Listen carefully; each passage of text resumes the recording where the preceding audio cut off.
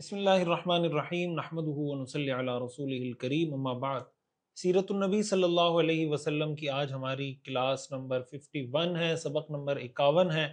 معراج کے واقعے کی تفصیلات ہم پڑھ رہے ہیں۔ معراج کے واقعے کے حوالے سے ہم یہ بات اب تک جان چکے ہیں، پڑھ چکے ہیں، سمجھ چکے ہیں کہ اس میں بہت سی چیزیں ایسی ہیں جو ہمارے سیکھنے کی ہیں، اس لیے اس میں ہمیں کچھ وقت بھی زیادہ لگ رہا ہے، کچھ زیادہ کلاسز ہم اس کو کور کر رہے ہیں، اور ظاہر ہے کہ ہم سیرت اسی لیے پڑھ رہے ہیں کہ ہم اس سے سبق حاصل کریں، اس کو اپنی زندگی میں امپلیمنٹ کریں۔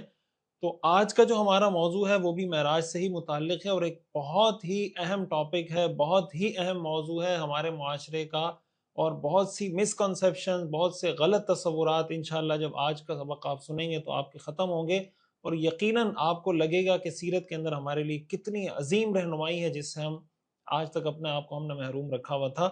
تو ہمیشہ کی طرح آپ نے اس کو بہت توجہ سے، اہمیت کے ساتھ اور بار بار سننے کی کوشش کرنی ہے۔ سیرت کا ماحول بنانا ہے، لوگوں کو متوجہ کرنا ہے، اور درود شریف کا بہت زیادہ اہتمام رکھیے۔ اللہم صلی علی سیدنا و مولانا محمد وعلی آل سیدنا و مولانا محمد مبارک وسلم۔ ایک بات میں یہاں پر یہ بھی عرض کر دوں کہ معراج کے واقعے میں ہمارے اسباق کچھ زیادہ ہو گئے، اور کچھ ساتھیوں نے مجھے یہ کہا بھی کہ معراج کا واقعہ بہت زیادہ تفصیلی ہو گیا، لیکن ظاہر ہے کہ ہم اس میں کوئی غیر ضروری تفصیل کی طرف نہیں جا رہے۔ جو واقعات موجود ہیں، صحیح احادیث میں ہمیں ملتے ہیں، سیرت کی کتابوں میں ملتے ہیں، تو ان واقعات کو بھی ہم ذکر کر رہے ہیں، پھر ان سے حاصل ہونے والے اسباق پہ بھی بات کر رہے ہیں، اس لیے کہ یہی ہمارا مقصد ہے۔ اس کو ہم جسٹ ایک کورس کے طور پہ نہیں لے کے چل رہے، بلکہ اس کو ہم ایک مشن کے طور پہ لے کے چل رہے ہیں۔ تو اس لیے معراج کے واقعے کے بارے میں شاید آگے بھی ایک دو اسباق مزید بھی ہوں گے، لیکن مجھے امید ہے انشاءاللہ معراج کا واقعہ اس کمپریہنسو طریقے سے اس سے پہلے شاید نہ تو آپ نے کسی کتاب میں پڑھا ہوگا، اور نہ ہی شاید آپ نے اتنی تفصیل سے کہیں اس کو سنا ہوگا۔ تو اس لیے میں یہ بھی گزارش کروں گا کہ آپ اس کو بہت توجہ سے سنیں، اور ظاہر ہے کہ اتنی تفصیل سے جو آپ سن رہے ہیں تو اس پر اسی حساب سے محنت ہوئی ہے، جب جا کے یہ سارا مواد تیار ہوتا ہے۔ بہرحال معراج کے واقعے کی تفصیلات ہم پڑھ رہے تھے کہ رسول اللہ صلی اللہ علیہ وسلم کو جہنم میں مختلف لوگ دکھائے گئے، جنت میں مختلف لوگ دکھائے گئے، اسی کا ایک تسلسل ہے۔ سبيل الدموع سبيل مريح رسول اللہ صلی اللہ علیہ وسلم نے ارشاد فرمایا، اطلعت فی الجنہ، صحیح بخاری کی حدیث ہے، آپ نے فرمایا میں نے جنت میں دیکھا، فرأیت اکثر اہلھا الفقراء، وہاں پر میں نے اکثریت فقراء کی دیکھی، غریب لوگوں کی دیکھی، واطلعت فی النار، اور میں نے جہنم میں دیکھا، فرأیت اکثر اہلھا النساء، تو جہنم میں نے عورتوں کو کثرت سے دیکھا۔ اب یہ ایک بہت اہم ٹکڑا ہے معراج کے واقعے کا کہ آپ نے فرمایا کہ جنت میں نے غریب لوگوں کو کثرت سے دیکھا، اور جہنم میں نے عورتوں کو کثرت سے دیکھا۔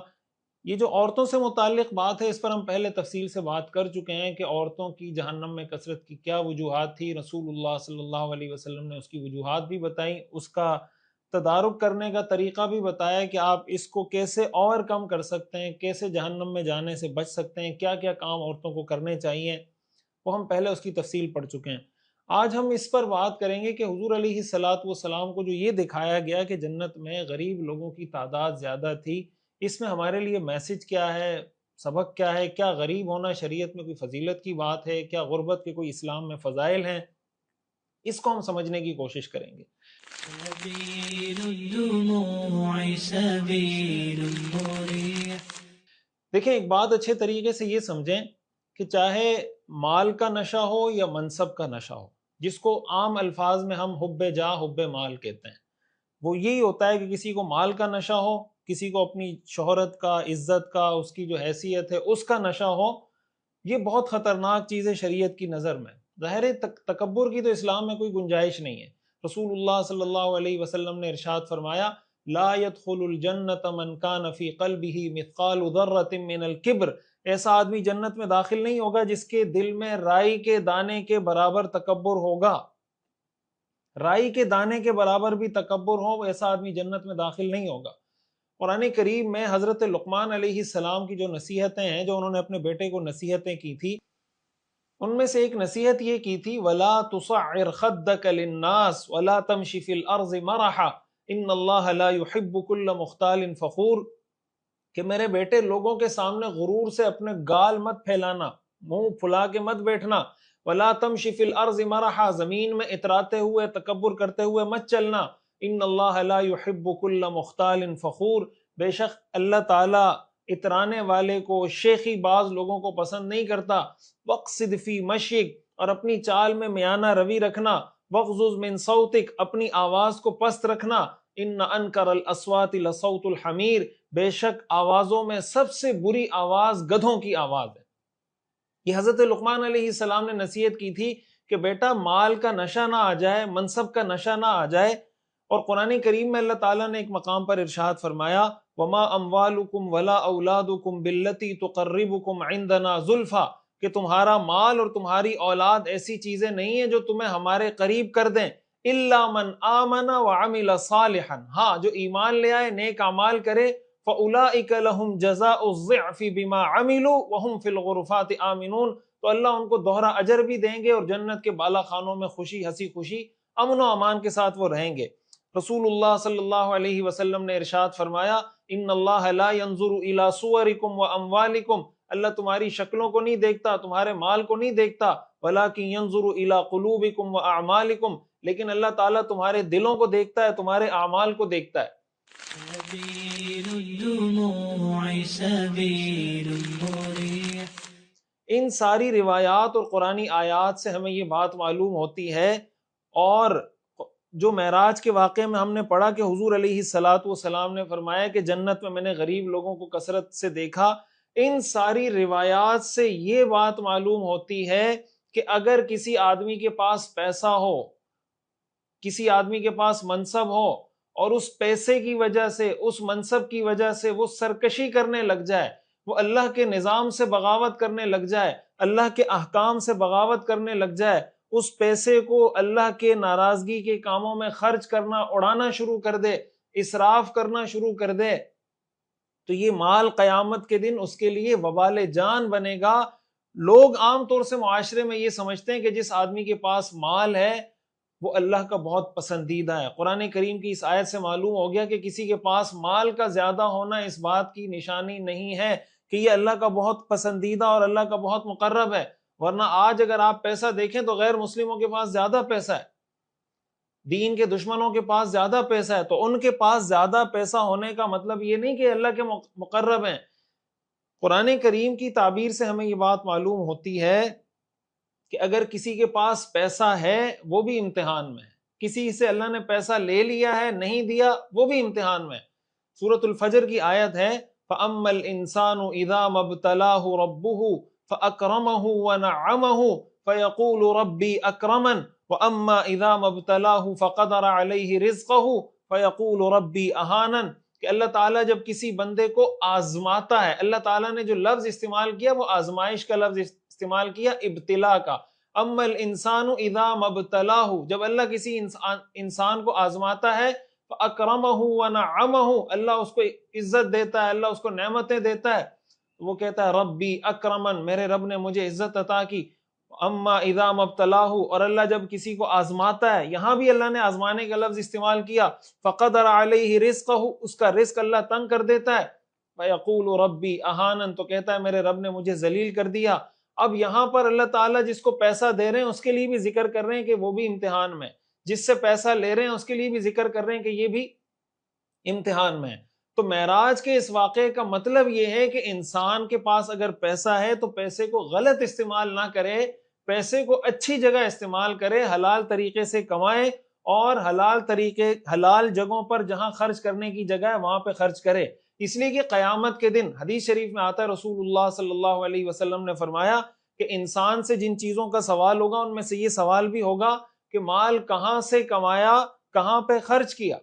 تو ظاہر ہے یہ سوال غریب سے بھی ہوگا، یہ سوال امیر سے بھی ہوگا۔ غریب کی جب انکم ہی کم ہوگی تو اس کا حساب کتاب بھی کم ہوگا، اور امیر کی انکم زیادہ ہوگی تو اس کا حساب کتاب بھی زیادہ ہوگا۔ سبيل الدموع سبيل مريح۔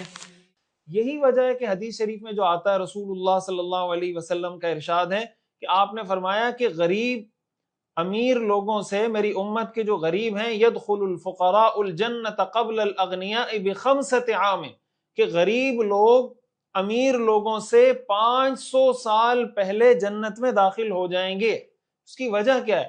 اس کی وجہ یہ کہ غریب آدمی کے پاس پیسہ ہی کم تھا تو حساب کتاب جلدی نمٹ جائے گا، مالدار آدمی کے پاس پیسہ زیادہ ہے تو اس کا حساب کتاب میں وقت لگے گا، اس وجہ سے وہ جنت میں داخل ہوں گے۔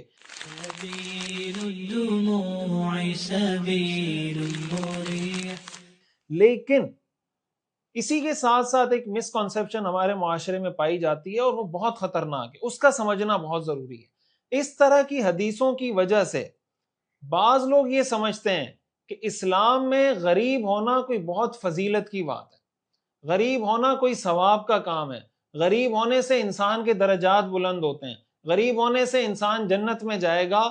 یہ جو ہمارے معاشرے میں تصور پایا جاتا ہے کہ غریب ہونا یہ فضیلت کی بات ہے، یہ جنتی ہونے کی نشانی ہے، یہ تصور بالکل غلط ہے، شریعت کے، سیرت کے، اسلام کے، قرآن و حدیث کی تعلیمات کے بالکل خلاف ہے۔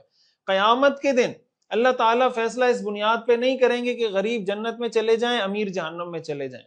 اگر یہ معیار ہوتا نا کہ غریب جنت میں جائیں گے، امیر جہنم میں جائیں گے، تب تو یہ کہا جا سکتا تھا۔ قیامت کے دن اعمال کا جو دار و مدار ہوگا، نتیجے کا جو انجام کا دار و مدار ہوگا، وہ انسان کے عقیدے اور عمل پر ہوگا۔ اگر کوئی غریب آدمی ہے، مثال کے طور پر کوئی غریب آدمی ہے اور اللہ کا منکر ہے، ملحد ہے، تو غریب ہونے کے باوجود جہنم میں جائے گا یا نہیں جائے گا؟ اور اگر کوئی غریب آدمی ہے اور نیک اعمال بھی کرتا ہے، عقیدہ بھی ٹھیک ہے، جنت میں جائے گا۔ یہی معاملہ مالدار آدمی کا ہے کہ اگر ایک مالدار آدمی ہے، ملحد ہے، اللہ کو نہیں مانتا، اللہ کے حکام کو نہیں مانتا، جہنم میں جائے گا۔ لیکن اگر ایک آدمی ہے، مالدار ہے، اللہ پر ایمان بھی رکھتا ہے، اللہ کے حکام پہ عمل بھی کرتا ہے، اور وہ مال اللہ کے بتائے ہوئے رستوں پہ خرچ بھی کرتا ہے، اس کا درجہ غریب سے کئی گنا زیادہ ہوگا، غریب کا درجہ اس سے بہت کم ہوگا۔ اور یہ جو حدیث میں آتا ہے کہ غریب امیر سے 500 سال پہلے جنت میں داخل ہوں گے، علامہ ابن تیمیہ رحمہ اللہ نے، علامہ ابن القیم رحمہ اللہ نے، دیگر کئی حضرات نے اس پر یہ بات لکھی ہے کہ اس کا یہ مطلب ہرگز نہیں ہے کہ جنت میں غریب کے مرتبے بھی امیر سے بڑے ہوں گے، غریب کے درجات بھی امیر سے بڑھ کر ہوں گے، ایسا ہرگز نہیں ہے۔ درجات کا تعلق اس بات سے ہے کہ کس کا عمل بہتر ہے۔ یہ حدیث ہم پہلے پڑھ چکے ہیں کہ جو فقراء صحابہ تھے وہ رسول اللہ صلی اللہ علیہ وسلم کے پاس آئے اور انہوں نے یہ شکایت کی کہ یا رسول اللہ، جو ہم میں سے مالدار صحابہ ہیں وہ تو ہم سے آگے بڑھ گئے، اس لیے کہ وہ بھی نماز پڑھتے ہیں، ہم بھی نماز پڑھتے ہیں، وہ بھی روزے رکھتے ہیں، ہم بھی روزے رکھتے ہیں، وہ صدقہ کرتے ہیں، ہم صدقہ نہیں کر سکتے۔ حضور علیہ الصلوۃ والسلام نے ان کو بتایا کہ تم یہ عمل کر لو، تفصیل ہم پہلے پڑھ چکے ہیں۔ جب مالدار صحابہ کو پتہ چلا، انہوں نے بھی وہ عمل شروع کر دیا۔ یہ غریب صحابہ پھر حضور کے پاس آئے کہ یا رسول اللہ، اس عمل کے بارے میں تو ان کو پتہ چل گیا، انہوں نے بھی شروع کر دیا۔ تو اللہ کے رسول صلی اللہ علیہ وسلم نے کیا فرمایا؟ آپ نے فرمایا ذالک فضل اللہ یؤتیہ من یشاء، یہ اللہ کا فضل ہے، جس کو اللہ چاہے عطا کر دے۔ سبيل الدموع سبيل مريح۔ تو مرتبے جنت میں غربت اور امیری کی بنیاد پہ نہیں طے ہوں گے کہ غریب کا درجہ بلند ہوگا امیر کا، بلکہ بنیاد یہ ہوگی کہ اگر امیر نے پیسہ زیادہ خرچ کیا، اللہ کے راستے میں حلال طریقے سے کمایا، جائز جگہوں پر، اور جہاں خرچ کرنا تھا وہاں اس نے خرچ کیا، اس کا مرتبہ غریب آدمی سے بہت زیادہ ہوگا۔ اس لیے اس طرح کی حدیثوں سے یہ جو نتیجہ اخذ کیا جاتا ہے نا بعض اوقات، کہ اس کے نتیجے میں ہم غربت کے فضائل سنانا شروع کر دیتے ہیں کہ غریب ہونا اسلام میں کوئی بہت زیادہ اہمیت کی بات ہے، یہ بات ہرگز شریعت کا مزاج نہیں ہے۔ حدیث شریف میں آتا ہے، رسول اللہ صلی اللہ علیہ وسلم نے ارشاد فرمایا، 3 لوگ ایسے ہیں جن کے ساتھ اللہ قیامت کے دن بات نہیں کرے گا، اللہ ان کو پاک نہیں کرے گا، اللہ ان کو نظر رحمت سے دیکھے گا نہیں۔ 3 لوگ کون؟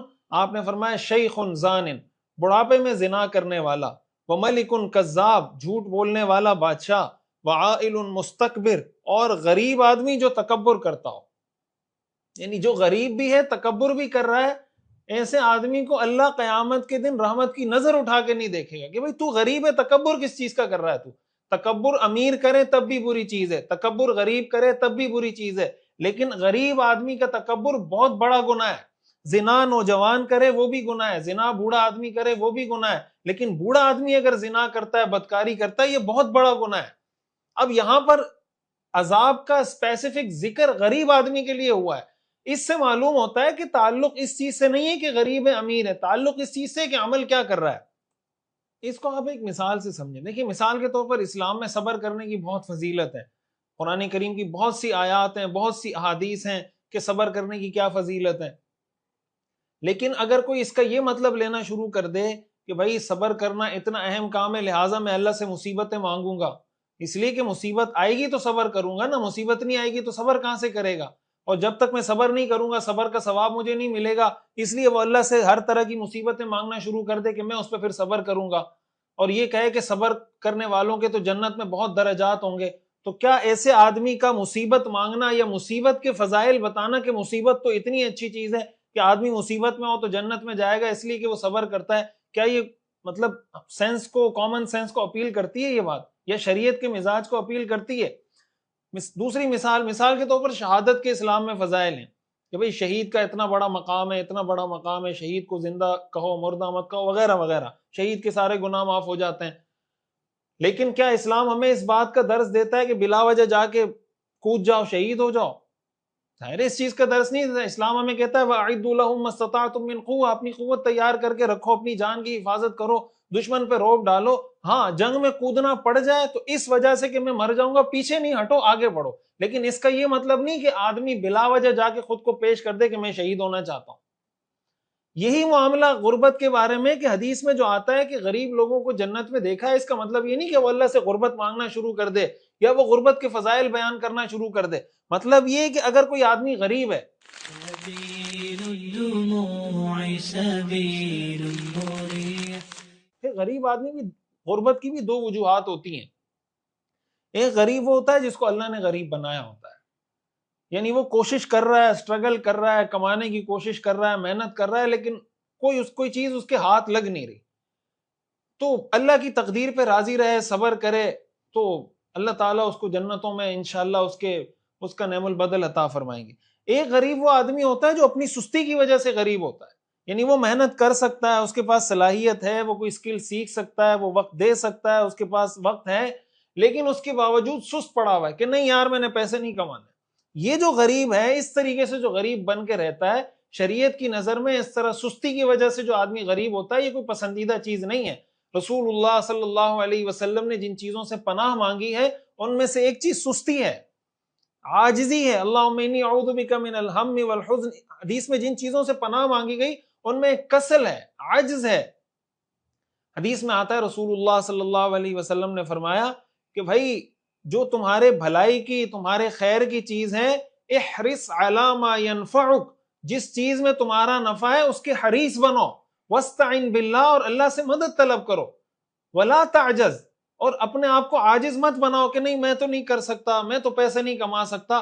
بھائی اگر تمہیں لگتا ہے کہ یہ اسکل سیکھنے سے مجھے کوئی فائدہ ہوگا، میری زندگی بہتر ہو جائے گی، میرے بچوں کا لائف سٹائل اچھا ہو جائے گا، میں اپنے بچوں کو اچھی تعلیم دلا پاؤں گا، میں کوئی اچھی زندگی گزار پاؤں گا، میں اللہ کے راستے میں خرچ کر پاؤں گا، رسول اللہ صلی اللہ علیہ وسلم نے فرمایا احرص علی ما ینفعک، جو چیز تمہارے لیے نفع بخش ہو اس کے حریص بنو، اس کو حاصل کرنے کی کوشش کرو، پہلے سبب اختیار کرو، واستعن باللہ، پھر اللہ سے مدد طلب کرو، ولا تعجز، اور اپنے آپ کو عاجز مت شو کرو کہ نہیں یہ کام میں نہیں کر سکتا۔ ہاں اپنی ساری محنت کرنے کے بعد اگر نتیجہ حاصل نہیں ہوتا، رزلٹ نہیں ملتا، تو پھر شکوے شکایت مت کرو، بس یہ کہو قدر اللہ وما شاء فعل، یہ اللہ کی تقدیر تھی جو اللہ نے چاہا کر دیا۔ یہ مطلب ہے اس طرح کی احادیث کا۔ سبيل الدموع سبيل مريح. ایک حدیث پیش کی جاتی ہے کہ رسول اللہ صلی اللہ علیہ وسلم کا ارشاد الفقر فخری وبہ افتخر، کہ فقر، غربت میرا فخر ہے اور میں اس پہ فخر کرتا ہوں۔ یہ بات اچھے طریقے سے یاد رکھیں کہ یہ حدیث من گھڑت ہے، موضوع ہے، رسول اللہ صلی اللہ علیہ وسلم کی طرف اس حدیث کی نسبت کرنا بالکل بھی ٹھیک نہیں ہے، بلکہ رسول اللہ صلی اللہ علیہ وسلم کی سیرت، سنت، آپ کی حیات طیبہ سے یہ بات ہمیں بہت وضاحت کے ساتھ سیکھنے سمجھنے کو ملتی ہے کہ حضور علیہ الصلاۃ والسلام فقر سے، غربت سے پناہ مانگا کرتے تھے۔ حضرت ابو سعید خدری رضی اللہ تعالیٰ عنہ کی روایت ہے کہ حضور علیہ الصلاۃ والسلام یہ دعا کرتے تھے اللہم انی اعوذ بک من الکفر والفقر، اے اللہ میں کفر سے اور غربت اور فقر سے یا اللہ آپ کی پناہ مانگتا ہوں۔ دو چیزوں کو جمع کیا، کفر کو اور فقر کو۔ ایک صحابی نے حضور علیہ الصلاۃ والسلام سے سوال کیا کہ کیا کفر اور فقر یہ دونوں برابر ہیں، کہ آپ دونوں کو جمع کر کے کہہ رہے ہیں اللہ میں کفر سے اور فقر سے پناہ مانگتا ہوں؟ تو یہ دونوں برابر ہیں؟ آپ نے فرمایا جی نعم۔ اور سنن نسائی کی روایت میں کچھ مزید تفصیل ہے۔ حضرت ابو بکرہ کہتے ہیں میں نے اپنے والد کو دیکھا کہ وہ ہر نماز کے بعد یہ دعا کرتے ہیں اللہم انی اعوذ بک من الکفر والفقر وعذاب القبر۔ یہ دعائیں آپ بھی یاد کریں، یہ مسنون دعائیں صحیح احادیث سے ثابت ہیں، اور اس کا نماز کے بعد اہتمام کیا کریں۔ آگے حدیث آ رہی ہے تفصیلی، اللہم انی اعوذ بک من الکفر والفقر وعذاب القبر، اے اللہ میں کفر سے، فقر سے اور قبر کے عذاب سے آپ کی پناہ مانگتا ہوں۔ حضرت ابو بکرہ کہتے ہیں جب میں نے دیکھا کہ میرے والد کی یہ روٹین ہے کہ ہر نماز کے بعد یہ دعا کرتے ہیں، تو میں نے بھی ہر نماز کے بعد یہ دعا کرنا شروع کر دی۔ میرے والد کو پتہ چلا تو انہوں نے مجھ سے پوچھا بیٹا تم نے یہ دعا کے کلمات کہاں سے سیکھے ہیں؟ میں نے کہا کہ میں نے آپ کی روٹین دیکھی کہ ہر نماز کے بعد آپ ہاتھ اٹھا کے دعا مانگتے ہیں اللہم انی اعوذ بک من الکفر والفقر وعذاب القبر، تو میں نے بھی دعا مانگنا شروع کر دی۔ تو اس پر میرے والد کہنے لگے فَالْزَمْهُنَّ يَا بُنَيَّ، اے میرے پیارے بیٹے ان کلمات کو لازم پکڑ لو، فَإِنَّ نَبِيَّ اللَّهِ صلی اللہ علیہ وسلم كَانَ يَدْعُو بِهِنَّ فِي دُبُرِ الصَّلَاةِ، اس لیے کہ رسول اللہ صلی اللہ علیہ وسلم نماز کے بعد اس دعا کے مانگنے کا اہتمام کیا کرتے تھے۔ سبيل الدموع سبيل مريح۔ اب مجھے بتائیں اللہ کے رسول صلی اللہ علیہ وسلم فقر سے پناہ مانگ رہے ہیں، غربت سے پناہ مانگ رہے ہیں، اور ہم لوگوں کو غربت کے فضائل سناتے رہیں۔ ہمارے ہاں بہت سی دفعہ ایسا ہوتا ہے، بہت معذرت کے ساتھ ظاہر ہے ہم جب سیرت پڑھ رہے ہیں تو ہم نے زندگی کے ہر طبقے کو ایڈریس کرنا ہے، ان کو دیکھنا ہے کہ کہاں کیا مسائل ہیں، کن چیزوں کو ٹھیک کرنے کی ضرورت ہے۔ بہت سی دفعہ ایسا ہوتا ہے کہ جو لوگ دین سے وابستہ ہوتے ہیں، دینی خدمت میں مصروف ہوتے ہیں، ان کے دماغ میں یہ بات بٹھا دی جاتی ہے کہ غریب ہونا بہت اچھی بات ہے۔ اس کا نتیجہ یہ ہوتا ہے کہ وہ اپنی زندگی کو بھی اجیرن کر کے تنگ کر کے رکھتے ہیں، اپنے بچوں کی، گھر والوں کی زندگی کو بھی تنگ کر کے رکھتے ہیں، اور وہ یہ سمجھ رہے ہوتے ہیں کہ یہ غربت ہم برداشت کر رہے ہیں۔ سبيل الدموع سبيل مريح۔ اللہ کے رسول صلی اللہ علیہ وسلم کے گھر بھی 3 مہینے تک چولہا نہیں جلتا تھا۔ اس کی بھی میں وضاحت کر دوں، یہ بات ہم بار بار سنتے ہیں، اس سے لوگوں کے ذہن میں یہ آتا ہے کہ حضور علیہ الصلوۃ والسلام کے گھر جب چولہا نہیں جلتا تھا تو بھائی اگر ہمارے گھر بھی چولہا نہیں جلے تو کیا مسئلہ ہے؟ سبيل الدموع سبيل مريح۔ اور یہی وجہ ہے کہ پھر جب لوگ علماء کو دیکھتے ہیں بڑی بڑی گاڑیوں میں گھوم رہے ہیں تو اس کی وجہ سے لوگ پریشان ہوتے ہیں کہ یار حضور علیہ الصلوۃ والسلام کے گھر میں تو 3 مہینے تک چولہا نہیں جلتا تھا، اور یہاں جو علماء ہیں وہ بڑی بڑی گاڑیوں میں گھوم رہے ہیں۔ سبيل الدموع سبيل مريح۔ اس بات کو اچھے طریقے سے سمجھیں، حضور علیہ الصلوۃ والسلام کا جو فقر تھا، یہ جو آپ کی غربت تھی، یہ اختیاری تھی، آپ نے خود اس کو اڈاپٹ کیا تھا، یہ اضطراری نہیں تھی۔ آپ علیہ الصلوۃ والسلام یعنی بائی ڈیفالٹ آپ غریب نہیں تھے، آپ مالدار تھے۔ قرآن کریم میں اللہ تعالیٰ نے اس کا ذکر کیا ہے وَوَجَدَكَ عَائِلًا فَأَغْنَا، اور اللہ نے اس کو اپنی نعمت کے طور پہ ذکر کیا ہے۔ أَلَمْ يَجِدْكَ يَتِيمًا فَآوَى، کہ ہم نے آپ کو یتیم نہیں پایا پھر آپ کو پناہ دی۔ وَوَجَدَكَ ضَالًّا فَهَدَى وَوَجَدَكَ عَائِلًا فَأَغْنَى، اور ہم نے آپ کو پایا کہ آپ فقیر تھے، محتاج تھے، ہم نے آپ کو غنی کر دیا۔ اگر مالدار ہونا، غنی ہونا کوئی بری بات ہوتی تو اللہ اپنے پیغمبر پر نعمت کے طور پہ قرآن میں اس کا ذکر کیوں کرتا؟ تو اللہ تعالیٰ نے بتایا کہ ہم نے آپ کو فقیر پایا، محتاج پایا، ہم نے آپ کو غنی کر دیا۔ اس سے معلوم ہوتا ہے کہ اللہ کے رسول صلی اللہ علیہ وسلم غریب نہیں تھے، آپ نے خود اپنے آپ کو غریب اس سینس میں بنایا کہ جو کچھ آپ کے پاس آیا آپ نے اللہ کی راہ میں خرچ کر دیا۔ اور اس کی بھی وجہ علماء نے لکھی ہے، حکمت یہ ہے کہ اللہ کے رسول صلی اللہ علیہ وسلم غریبوں کے بھی رسول ہیں، امیروں کے بھی رسول ہیں۔ اگر حضور علیہ الصلوۃ والسلام کے پاس پیسہ ہوتا تو غریب آدمی یہ کہہ سکتا تھا کہ بھائی میں تو غریب آدمی ہوں، میرے لیے اللہ کے رسول کی ذات میں کیا اسوہ اور کیا نمونہ ہے تاکہ میں ان کو فالو کروں۔ اللہ کے رسول صلی اللہ علیہ وسلم کو اللہ نے مالدار بنا کے بھی دکھایا، پھر اللہ کے رسول صلی اللہ علیہ وسلم نے جس طریقے سے صدقہ کیا، سخاوت کی، اللہ کے راستے میں خرچ کیا، تو آپ علیہ الصلوۃ والسلام پر یہ حالات بھی آئے کہ گھر میں چولہا نہیں جلتا تھا، تو غریب آدمی کے لیے بھی رہنمائی موجود ہے، امیر آدمی کے لیے بھی رہنمائی موجود ہے۔ اس سے یہ استدلال کرنا کہ اللہ کے رسول صلی اللہ علیہ وسلم کے گھر چولہا نہیں جلتا تھا تو ہمارے گھر بھی چولہا نہیں جلے گا، یا میں دین کا کام کر رہا ہوں تو میرے گھر بھی چولہا نہیں جلے گا، یہ جو حدیث میں آتا ہے میں اس کی تفصیل انشاءاللہ مدنی زندگی میں تفصیل سے بتاؤں گا کہ حضور علیہ الصلوۃ والسلام کے پاس ہجرت کے بعد غزوات کے بعد کیا کیا جائیداد تھی آپ کی، کہاں کہاں کس کس زمین سے آپ کی آمدن آتی تھی، اور آپ کے گھر والوں کا خرچہ کہاں سے پورا ہوتا تھا. اس پر انشاءاللہ ہم بعد میں بات کریں گے. لیکن اتنی بات ذہن میں بٹھا کے رکھیے گا، ذہن میں رکھیے گا کہ یہ جو ہمارے ہاں تصور پایا جاتا ہے کہ غریب ہونا اٹ سیلف کوئی اچھی چیز ہے. اگین میں یہ بات ریپیٹ کر رہا ہوں کہ اگر ایک آدمی کوشش کر رہا ہے، محنت کر رہا ہے، مزدوری کر رہا ہے، لیکن وہ نہیں کما پا رہا، تو یہ کوئی عیب کی بات نہیں ہے، یہ کوئی ناکامی کی علامت نہیں ہے. وہ معاشرے کا ایک اہم فرد ہے اور اللہ تعالیٰ جنت میں بھی اس کو نوازیں گے. لیکن اس کو اس طرح گلیمرائز کر کے بہرحال پیش نہیں کرنا چاہیے. سبيل الدموع سبيل مريح.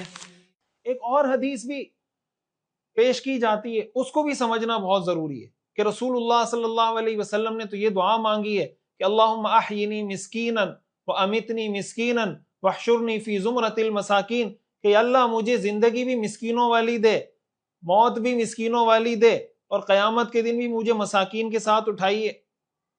یہ بات اچھے طریقے سے سمجھیں کہ یہاں مسکین کا مطلب یہ والا مسکین نہیں ہے جس کے پاس پیسے نہیں ہوتے. مسکین کا مطلب تواضع، عاجزی، کہ اللہ مجھے عاجزی والی زندگی دے کہ میری طبیعت میں عاجزی ہو، تکبر نہ ہو، ہمبلنس ہو.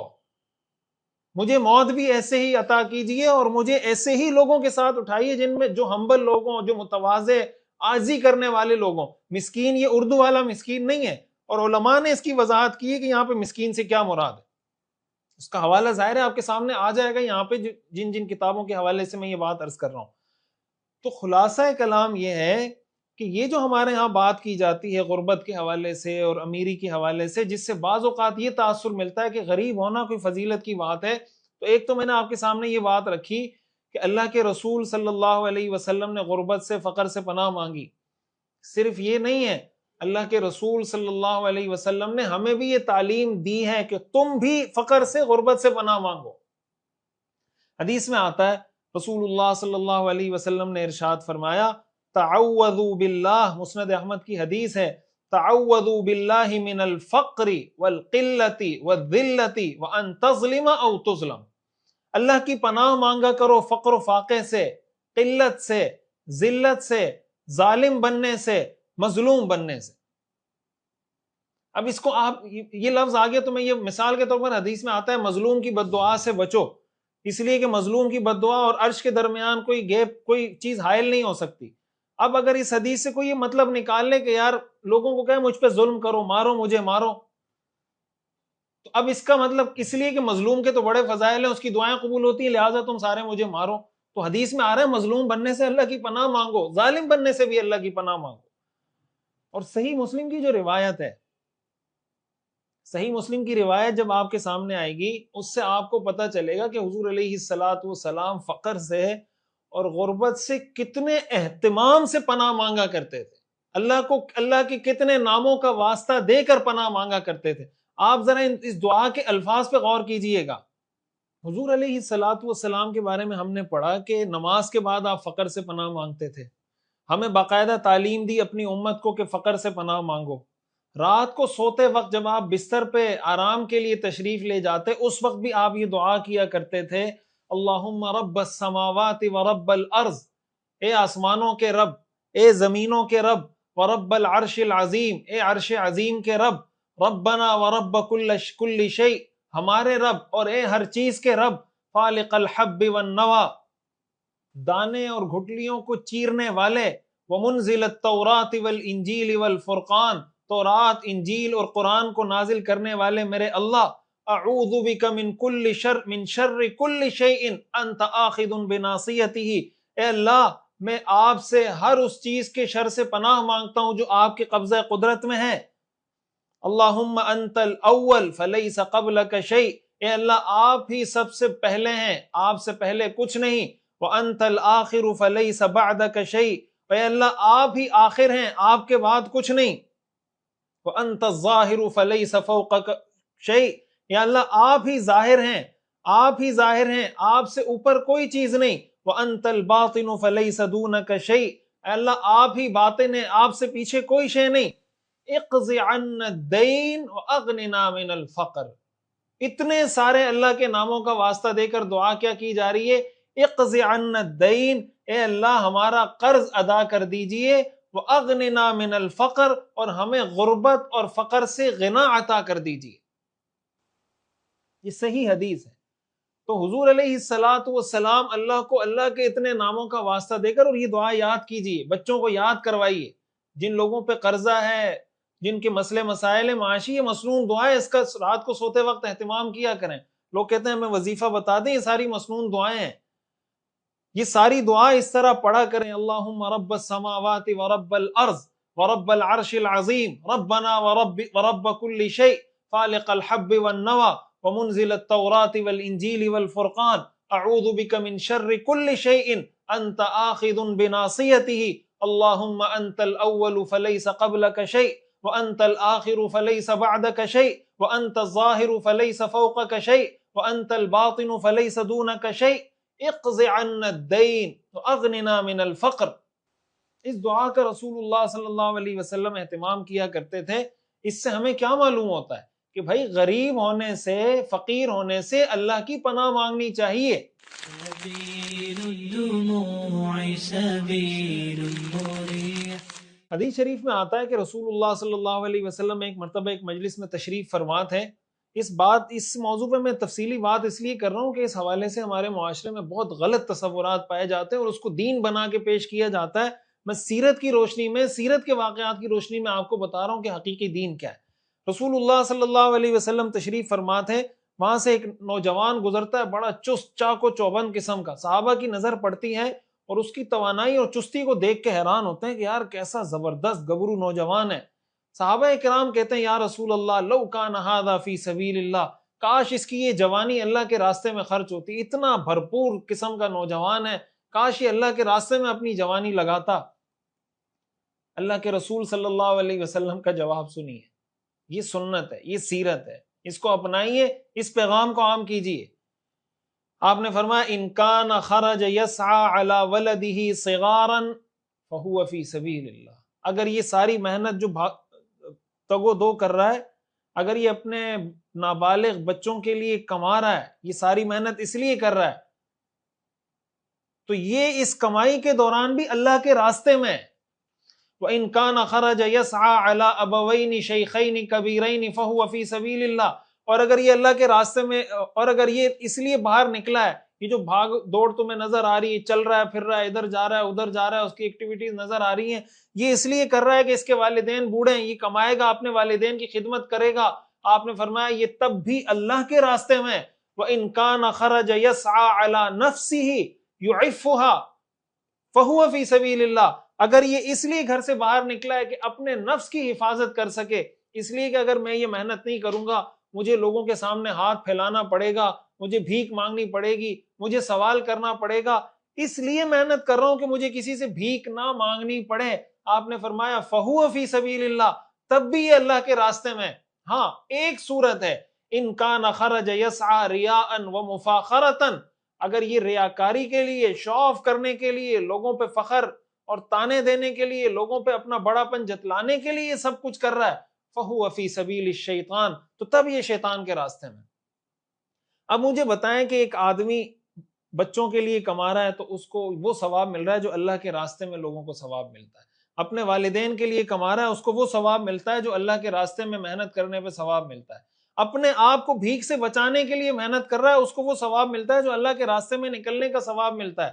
اب آپ مجھے بتائیں کہ اگر کوئی آدمی سبيل الدموع سبيل مريح۔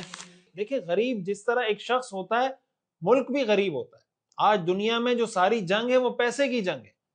اب دنیا میں کس قوم کی عزت ہوتی ہے، طاقت اور پیسہ، ان دو چیزوں کو دیکھا جاتا ہے۔ جس طرح ایک شخص غریب ہوتا ہے، امیر ہوتا ہے، اسی طرح ملک بھی غریب اور امیر ہوتے ہیں۔ جس طرح اسلام میں اس چیز کی کوئی فضیلت نہیں کہ مسلمان غریب ہو تو بہت اچھی بات ہے، اسی طرح اسلام میں اس کی بھی کوئی فضیلت نہیں کہ کوئی مسلمان ملک غریب ہوگا تو بہت اچھی بات ہوگی۔ سبيل الدموع سبيل مريح۔ اب اگر کوئی آدمی مثال کے طور پر کوئی کاروباری آدمی ہے، کوئی بزنس مائنڈ سیٹ کا آدمی ہے، وہ کوئی بڑا بزنس شروع کرتا ہے، وہ کوئی بڑا پروجیکٹ شروع کرتا ہے، وہ کوئی بڑی کمپنی کوئی بڑا برانڈ لانچ کرتا ہے، اور اس کی نیت یہ ہے کہ اپنے اس برانڈ کے ذریعے، اپنی اس کمپنی کے ذریعے، اپنے اس بزنس پروجیکٹ کے ذریعے میں اپنے ملک کو، اپنے مسلمانوں کو، اپنی امت کو پروٹیکٹ کروں گا، ان کو سپورٹ کروں گا، جو خیر کے کام ہو رہے ہیں ان پروجیکٹس کے اندر اپنا حصہ شامل کروں گا، زیادہ سے زیادہ مسلم امہ کو، مسلمان قوم کو، مسلمان اپنے بہن بھائیوں کو مضبوط کرنے کی کوشش کروں گا۔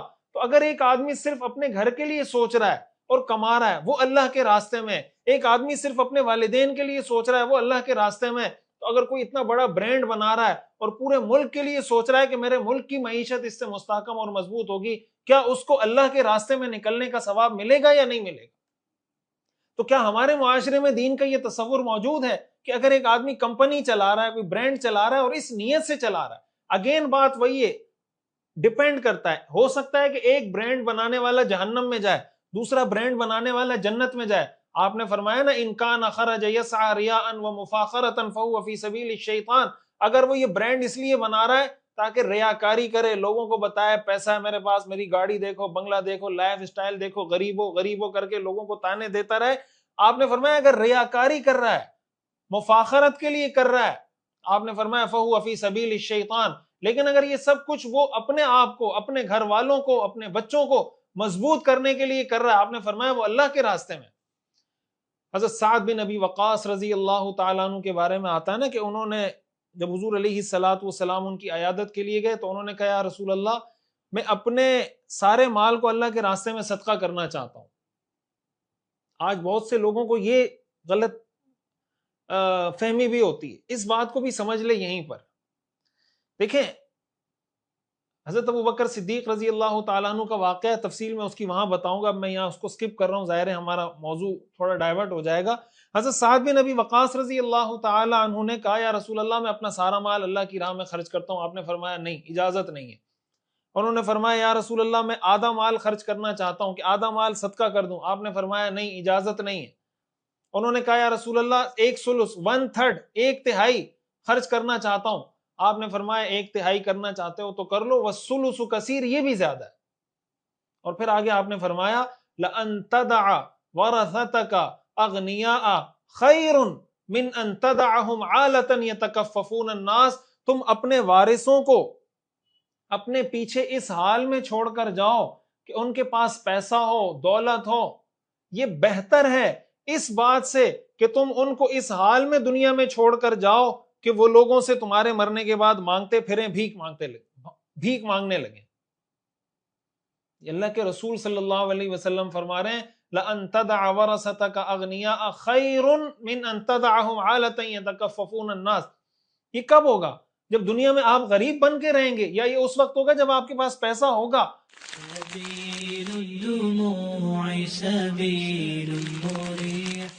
ہاں، اگین میں پھر ریپیٹ کر رہا ہوں، اگر کوئی محنت کر رہا ہے نہیں کما پا رہا، کوئی بری بات نہیں ہے، کوئی ناکامی کی دلیل نہیں۔ ہمارے بل گیٹس کا ایک فارمولا پڑھ کے سنایا جاتا ہے لوگوں کو کہ اگر آپ غریب پیدا ہوئے ہیں تو آپ کا قصور نہیں ہے، غریب مرے ہیں تو آپ کا قصور ہے۔ بھائی یہ کوئی فارمولا نہیں ہے۔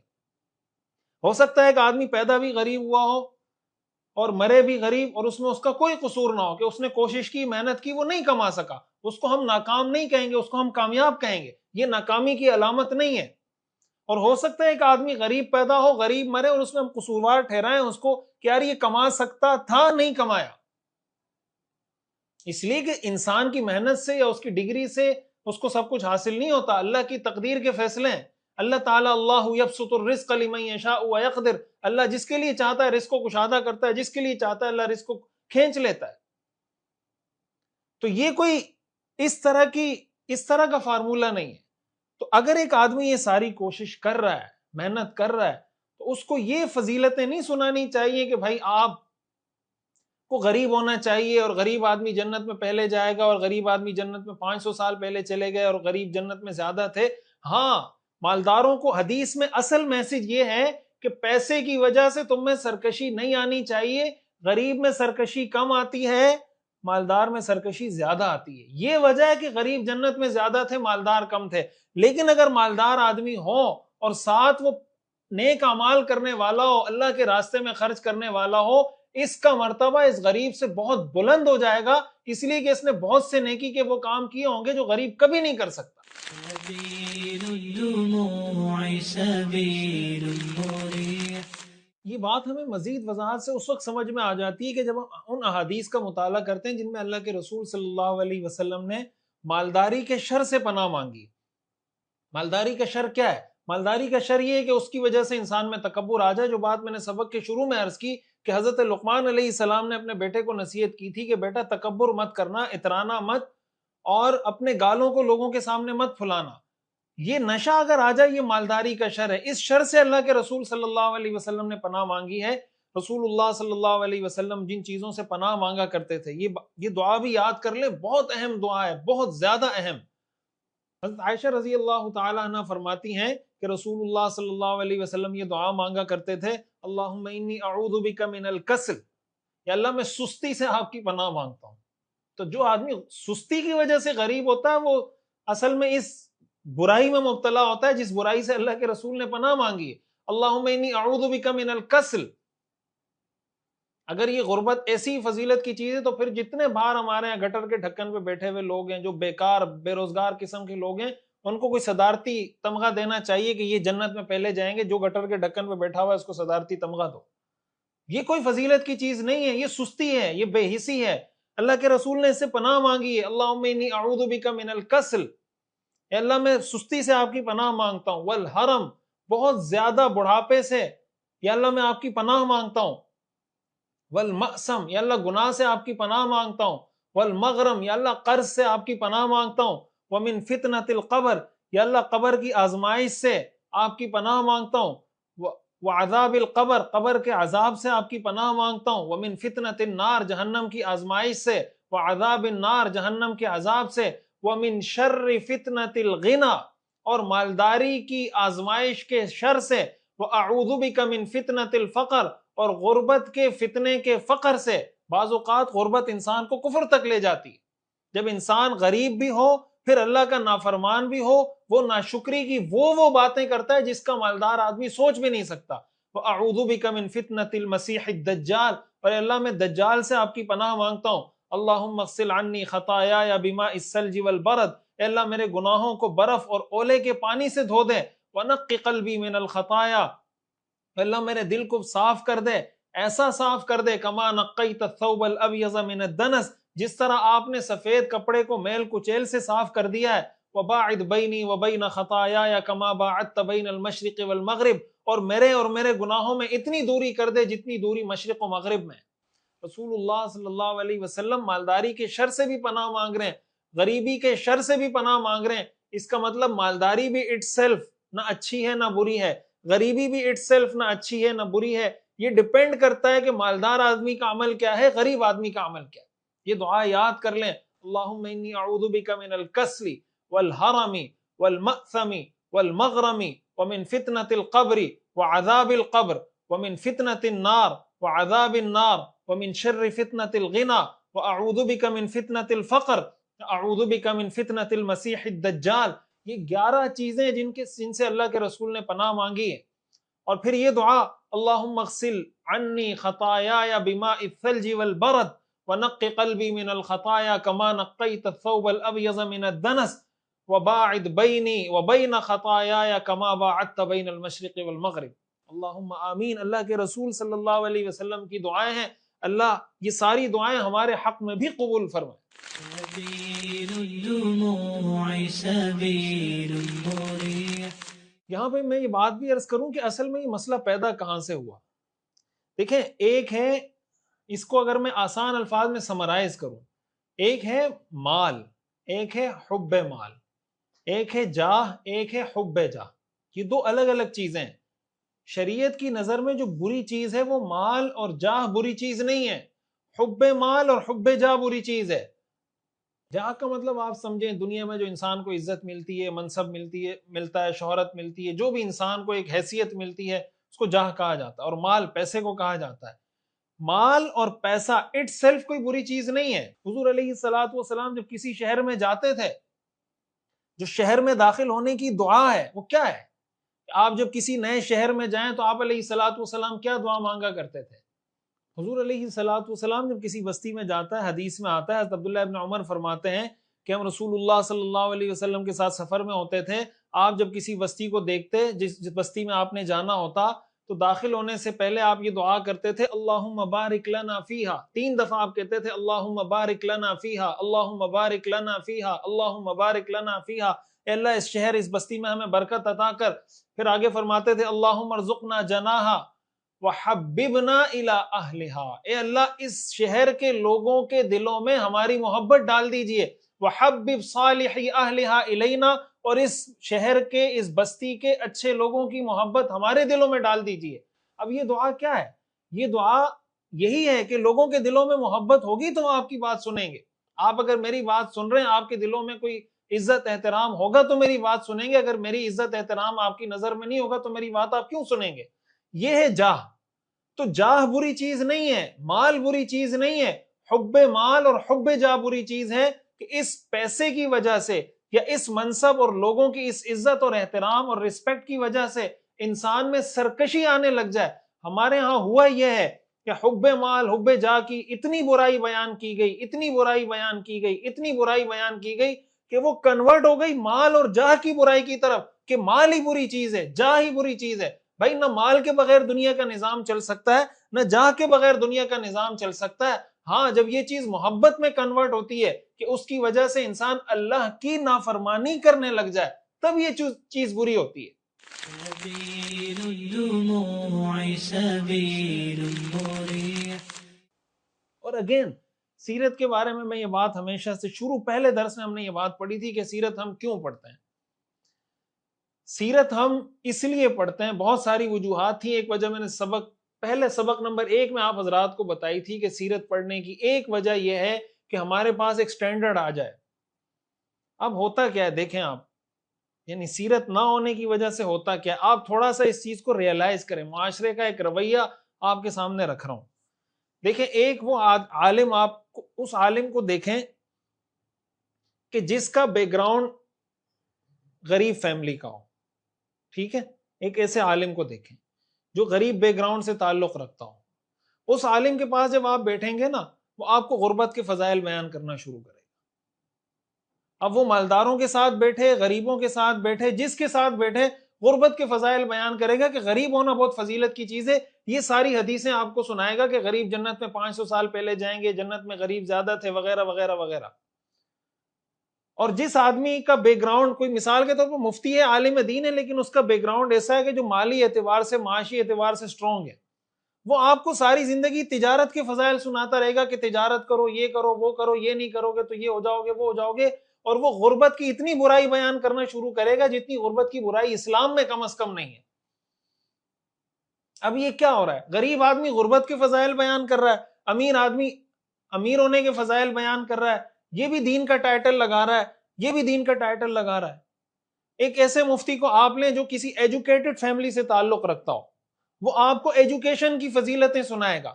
ایک ایسے مفتی کو لیں جو ان ایجوکیٹڈ فیملی سے تعلق رکھتا ہو، وہ آپ کو کہے گا دیکھیں میرے پاس کوئی ڈگری نہیں ہے دنیا کی، پھر بھی میں اتنا کام کر رہا ہوں، ڈگریوں سے کچھ نہیں ہوتا۔ یہ بالکل ایسا ہی ہے جیسے ہمارے یہاں بہت سے موٹیویشنل اسپیکر لوگوں کو بتا رہے ہوتے ہیں کہ بھائی ڈگری سے کچھ نہیں ہوتا، دیکھیں میں نے بغیر ڈگری کے یہ سب کچھ کر لیا۔ بھائی آپ نے کر لیا، ضروری نہیں کہ ہر بغیر ڈگری والا آدمی یہ کام کر سکے۔ اب یہ جو ہو رہا ہے کہ غریب آدمی غربت کے فضائل سنا کر اسلام سے ثابت کرنے کی کوشش کر رہا ہے، امیر آدمی امیری کے فضائل، مالداری کے فضائل سنا کر اسلام سے ثابت کرنے کی کوشش کر رہا ہے، ایجوکیٹڈ آدمی ایجوکیشن کی اس طرح کی فضیلت سنا رہا ہے کہ ان ایجوکیٹڈ آدمی تو شاید جہنم میں جائے گا، اور ان ایجوکیٹڈ ایجوکیشن کے اتنے نقصانات بتا رہے کہ شاید یہ ایجوکیٹڈ لوگ جہنم میں جائیں گے۔ سبيل الدموع سبيل مريح۔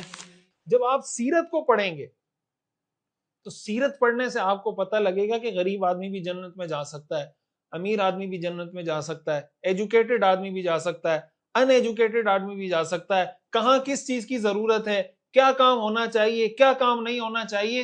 جب ہم سیرت کو سامنے رکھیں گے، بہترین قسم کا سٹینڈرڈ ہمارے سامنے آ جائے گا۔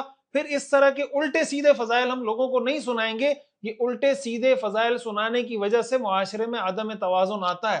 بہت سے لوگ علماء کی زبان سے، دیندار لوگوں کی زبان سے اس طرح کی باتیں سن کر وہ یہ سمجھتے ہیں کہ بھئی ٹھیک ہے ہم نے غریب رہنا ہے، یہ کرنا ہے یا وہ کرنا ہے، یا بعض لوگ یہ سمجھتے ہیں کہ غریب مر گیا تو شاید میں جہنم میں چلا جاؤں گا.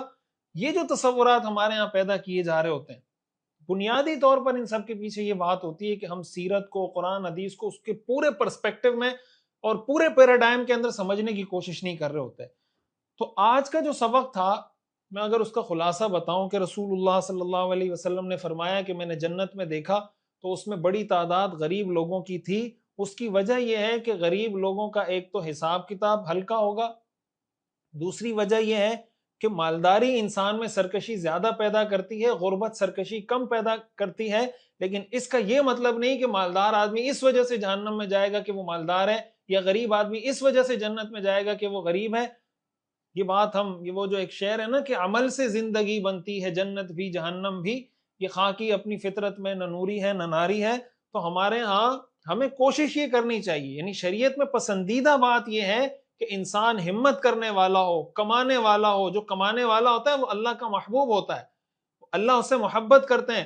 حدیث میں آتا ہے رسول اللہ صلی اللہ علیہ وسلم نے فرمایا کسی آدمی نے اس سے بہتر لقمہ نہیں کھایا جو لقمہ وہ اپنی محنت کی کمائی سے کھا رہا ہو، اس سے بہترین لقمہ کسی نے نہیں کھایا. اور پھر آپ نے فرمایا اللہ کے نبی حضرت داؤد علیہ السلام اپنے ہاتھ کی کمائی سے کھاتے تھے. قرآن میں اللہ نے اس کا ذکر کیا ہے.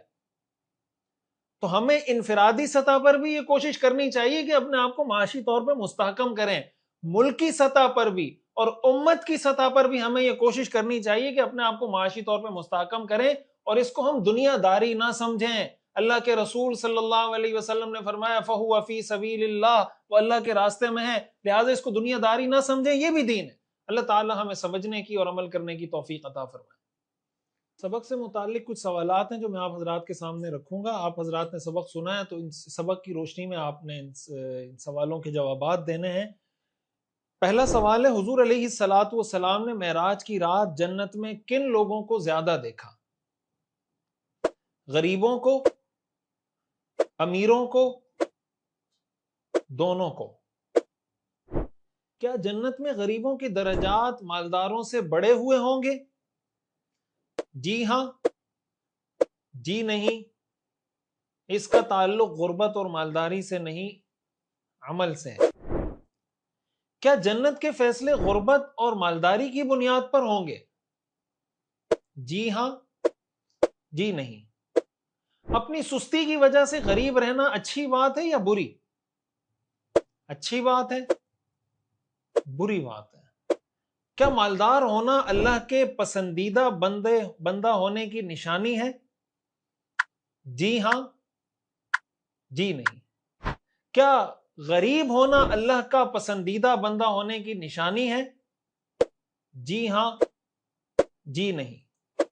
کیا اسلام میں غریب ہونا کوئی فضیلت کی بات ہے؟ جی ہاں، جی نہیں. کیا یہ بات درست ہے کہ رسول اللہ صلی اللہ علیہ وسلم ہر نماز کے بعد فقر سے پناہ مانگا کرتے تھے؟ جی درست ہے، نہیں درست نہیں ہے. مال اور جاہ بری چیز ہے یا حب مال اور حب جاہ بری چیز ہے؟ مال اور جاہ، حب مال اور حب جاہ، دونوں. کیا اچھا لباس پہننا یا بڑی گاڑی میں گھومنا تکبر کی نشانی ہے؟ جی ہاں، جی نہیں. وآخر دعوانا ان الحمد للہ رب العالمین.